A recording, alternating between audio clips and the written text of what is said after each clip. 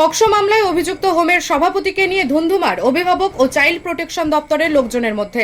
ঘটনাস্থলে পুলিশ গেলে পরিস্থিতি আরো জটিল হয়ে ওঠে। এই ঘটনাকে কেন্দ্র করে রণক্ষেত্রের চেহারা নিল চন্দননগরের প্রবর্তক সেবা নিকেতন হোম। চলে ভাঙচুর। হোমে থাকা পড়ুয়াদের একাংশের বিরুদ্ধে পুলিশের উপর ইট বৃষ্টি করার অভিযোগ ওঠে। পাল্টা পুলিশকেও লাঠি উঁচিয়ে পড়ুয়াদের দিকে তেড়ে যেতে দেখা যায়। যদিও অভিভাবকদের অভিযোগ, পুলিশের লাঠির আঘাতে হোমের বেশ কয়েকজন ছাত্রী আহত হয়েছে। জানা গেছে, চন্দননগরের সরকারি অনুদান প্রাপ্ত প্রবর্তক হোমের দেখভাল করেন পরিমল বন্দ্যোপাধ্যায়। হোমের পরিচালন সমিতির সভাপতি পদে আছেন পরিমল বাবু। এই হোম দুটি ভাগে ভাগ করা হয়েছে। একটি ব্লকে দুস্থ পরিবার থেকে আসা ছাত্রীরা পড়াশোনা করে, অন্য ব্লকে থাকে চাইল্ড প্রোটেকশন দপ্তরের দ্বারা উদ্ধার করা ছাত্রীরা। কয়েকদিন আগেই চাইল্ড প্রোটেকশন আধিকারিকরা ওই হোমের পর্যবেক্ষণে গিয়েছিলেন। উদ্ধার হওয়া এক ছাত্রীর সাথে হোমের ওই পরিচালকের দুর্ব্যবহার অভিযোগ ওঠে। শুক্রবার সরকারি আধিকারিকরা উত্তরপাড়ার একটি হোমে গিয়ে ওই অভিযোগকারীকে জিজ্ঞাসাবাদ করেন। এরপর থেকেই পরিমল বন্দ্যোপাধ্যায় হোমে যাওয়া বন্ধ করে দিয়েছিলেন বলেই অভিযোগ। বৃহস্পতিবার একটি মিটিং ডাকা হয়, আর তাতে উত্তপ্ত হয়ে ওঠে হোম। পরিস্থিতি সামাল দিতে রাতেই হোমে এসে পৌঁছান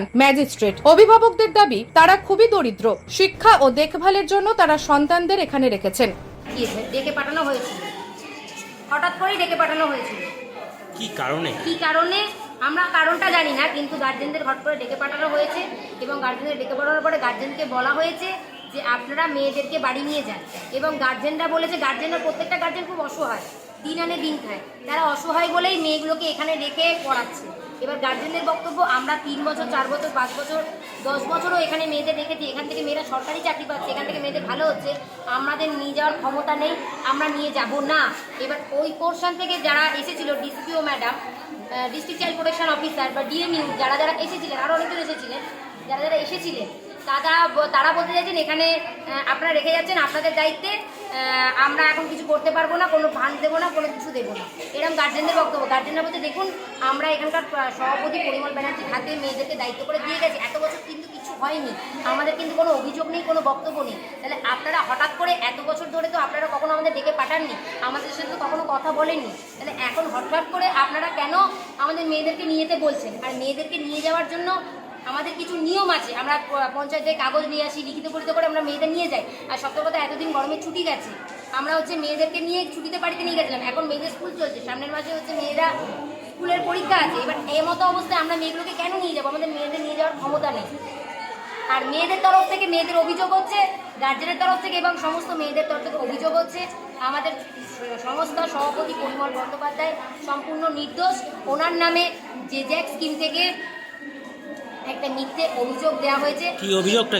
অভিযোগটা এখনো অবধি আমাদের কাছে পুরোপুরি স্পষ্ট নয়, তবে আমরা যেটা জানতে পেরেছি যে ওনার নামে একটা মিথ্যে, নাকি উনি কোনো মেয়ের হয়তো কিছু করেছেন, কিন্তু কখনোই কিছু করেননি, পুরো সম্পূর্ণই মিথ্যে। আমরা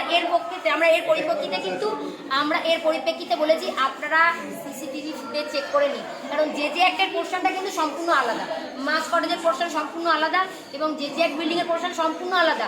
আমার এখানে 200টা মেয়ে থাকে আর ওখানে 30 থেকে 40 থেকে 50টা মেয়ে থাকে।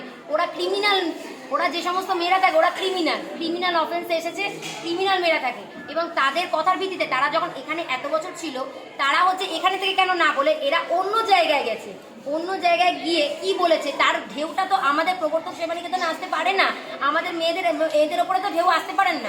তারপরে কি হলো? তারপরে গাড়ি ভাঙচুর বা আপনাদের মেয়েদের মারধর? এবার আমি বলছি, এই মেয়েরা বা প্রথমে গার্জেনরা ক্ষিপ্ত হয়ে গেছে। এবার মেয়েরা প্রত্যেকটা মেয়ে স্কুলে গেছিল, স্কুল থেকে এসেছে, তাদের গার্জেনদের দেখেছে, মেয়েরা এবং গার্জেনরা যখন প্রতিবাদ করতে গেছে এই বিষয়টা নিয়ে, গার্জেনদের বক্তব্য আমরা কেন মেয়েদের নিয়ে যাব, আর সমস্ত মেয়েদের এবং গার্জেনদের বক্তব্য যে পরিমল বন্দ্যোপাধ্যায় সম্পূর্ণ নির্দোষ, এরকম একটা মিথ্যে অভিযোগ দেওয়া হয়েছে, আমরা তাড়াতে ছাড়া মেয়েদের ছাড়বো না, আমরা তাড়াতে মেয়েদেরকে রেখে গেছি। এর প্রতিবাদ করতে গেছি এবং এর প্রতিবাদ করতে গিয়ে ওরা প্রথমে মেয়েদেরকে লাঠি, নাবালিকা 18 বছরের মেয়েদের হাতে, মেয়েদের ওপরে লাঠি চার্জ করেছে। তারপরে মেয়েরা নিজেদের আত্মরক্ষার্থে ইট ছুঁড়েছে, নিজেদের আত্মরক্ষার্থে।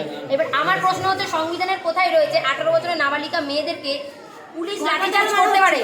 মেয়েদের মাথা ফেটে গেছে, বহু মেয়ে আহত হয়েছে, বহু মেয়েকে আমরা হাসপাতালে নিয়ে গেছি, ওরা পুলিশটা প্রথমত মেয়েগুলোকে হাসপাতালে নিয়ে যাওয়ার ব্যবস্থা পর্যন্ত করেনি। অপরদিকে এই ঘটনায় ওই হোমে থাকা অভিযোগকারী ছাত্রীর ঠাকুমা জানান, নাতনিকে খাবার দিতে এসে জানতে পারেন সেখানে নাতনি নেই। তাকে না জানিয়ে তার নাতনিকে অন্য কোথাও নিয়ে চলে যাওয়া হয়েছে বলেই অভিযোগ করেন তিনি।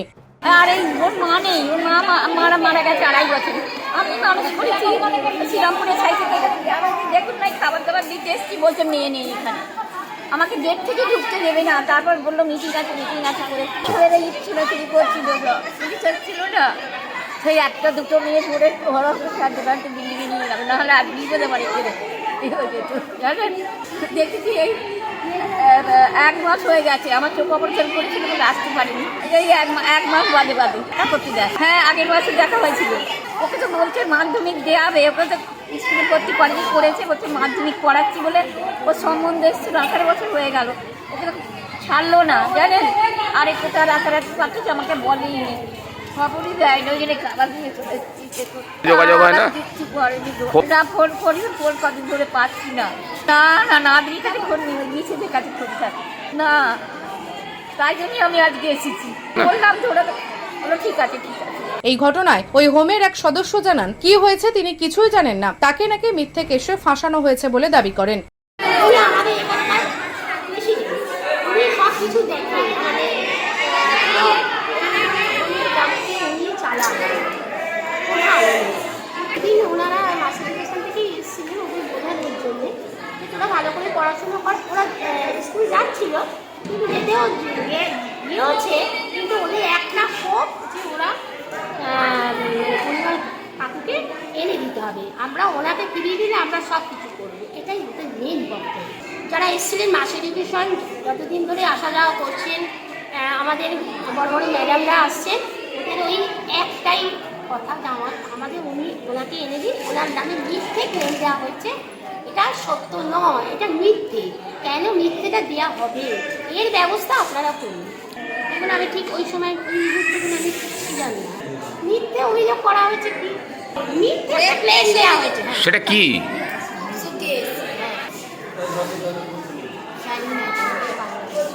এটা মিথ্যে ক্লেম। তো পরে তো ওটা সত্য বিচারও হলো, উনি বেরিয়েও এলেন আগের বারের যা। পরে যখন সত্যটা জানা গেল তখনই উনি ছাড়া পেলেন, তখনই উনি চলে এলেন। আমার ভালোই চলছিল এটা। আমি ওই মেয়েরা ক্ষিপ্ত হয়ে যাচ্ছে।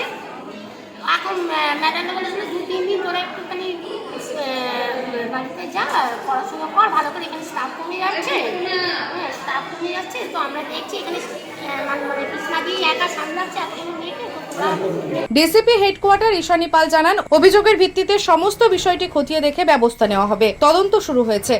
কমপ্লেন হয়, সেই জন্য আমরা এখানে আসি এবং ওরা যা কমপ্লেন করছে, অভিযোগ প্রত্যেকটা আমরা খতিয়ে দেখবো যে এদের অভিযোগ কী হচ্ছে। এছাড়া আজকে যেটা হচ্ছিল, একটা কেসের তদন্ত চলছে, সেই তদন্তের পরিপ্রেক্ষিতে কিছু অফিসাররা এসেছিলেন, তারপরে একটা ল অ্যান্ড অর্ডার হয়, সেটা খবর পেয়ে ইমিডিয়েটলি আমাদের পুলিশ এখানে আসে এবং সিচুয়েশন এখন কন্ট্রোলে আছে।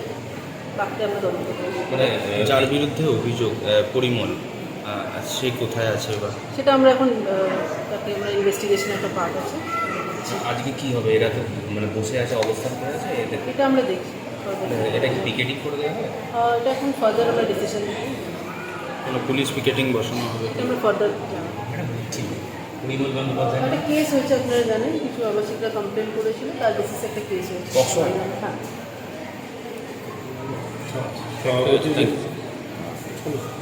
রাতে পরিস্থিতি সামাল দিতে মোতায়েন করা হয়েছে বিশাল পুলিশ বাহিনী। নিউজ আজ বাংলা, হুগলি। নিঃসন্তান হওয়ার কারণ স্বামী বা স্ত্রী যে কেউ হতে পারেন।